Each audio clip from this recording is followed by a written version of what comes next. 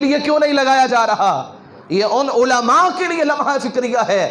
میں علماء کو بھی یہ دست بستہ عرض کروں گا کہ فقط یہ جملہ کہہ دینا کہ رجوع اور توبہ کر لو، اس بات کی تو توفیق نہیں ملے گی، کیونکہ اللہ نے عقل کی دولت ہی لے لی، شعور ہی ختم ہو گیا۔ تو جب شعور کی دولت ہی لے لی گئی تو پھر توبہ کیسے ملے گی؟ توبہ تو اس کو ملتی ہے نا جس کے پاس ایمان ہو، اور اہل بیت کی محبت ایمان کا حصہ نہیں بلکہ عین ایمان ہے۔ کیا ہے بولیے؟ عین ایمان ہے۔ نبی کی آل کی محبت نہیں تو مر جاؤ، تمہارا مرنا ہی بہتر ہے ایسے جینے سے۔ تو سامعین محترم، میں بات کرتا ہوں ببانگ دہل اور ڈنکے کی چوٹ پر بات کرتا ہوں وہی سمجھتا ہوں جسے حق۔ میں اب لائے مستی ہوں، میں تہذیب کا فرزند۔ میں کبھی مولویوں کے فتوے سے نہیں ڈرا، ہمیشہ بات دلیل سے کی ہے اور دلیل سے سمجھانے کی کوشش کی ہے۔ نہ جانے میں نے کتنی گالیوں کا سامنا کیا، نہ جانے کتنی میں نے مخالفتوں کا سامنا کیا، کتنی فون کالز پر مجھے گالیاں دی جاتی رہیں۔ بڑے بڑے علماء میرے مخالف ہو گئے۔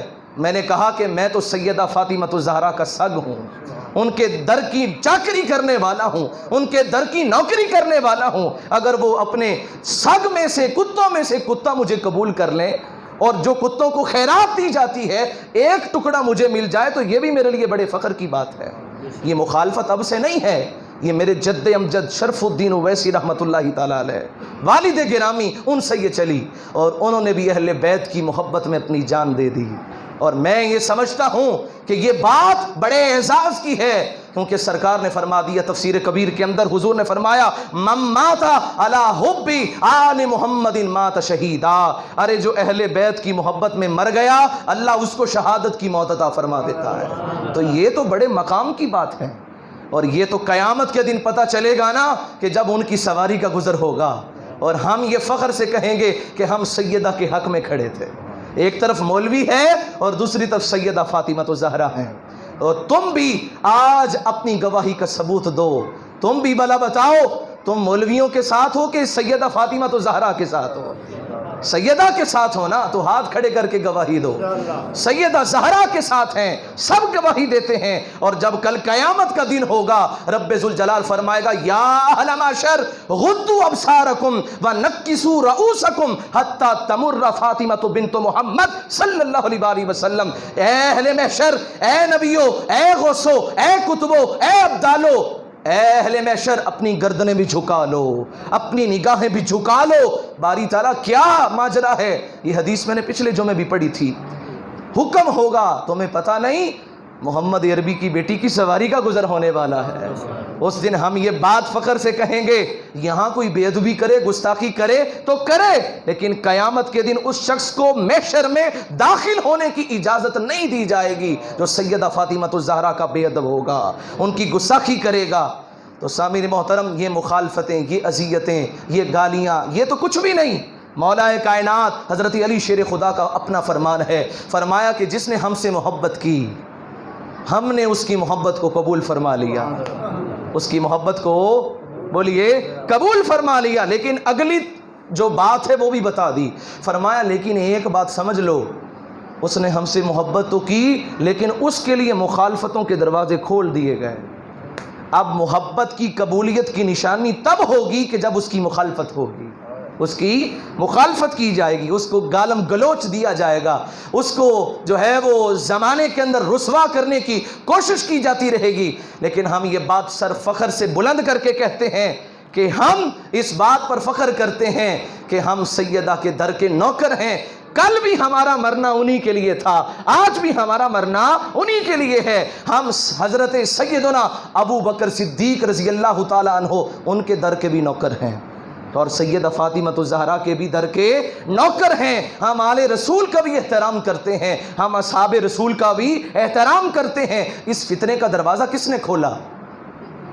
اگر آپ وہ جلالی صاحب، اگر آپ یہ جملہ نبی کی بیٹی کے بارے میں نہ کہتے تو اہل تشیع میں سے کوئی بھی صحابہ کی گستاخی اس طرح سے نہ کرتا۔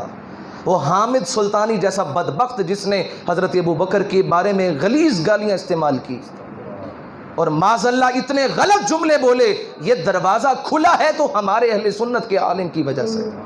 میں اس کو عالم کیسے مان لوں یہ تو قرآن کہتا ہے یضل بہ کثیرا ویہدی بہ کثیرا. بہت سارے لوگ قرآن پڑھ کے گمراہ ہونے والے ہیں اور بہت سارے لوگ قرآن پڑھ کر ہدایت پانے والے ہیں. یہ ان مولویوں میں سے ہے جو گمراہ ہو گیا. اس عالم نو عالم نہیں مندا میں جنہوں علم لدنی دا پتہ کوئی نہیں, جنہوں علم لدنی دا پتہ کوئی نہیں. اصغر سگ ہاں میں در فاطمہ زہرا دا, مینوں شیعہ تے سنی دا پتہ کوئی نہیں.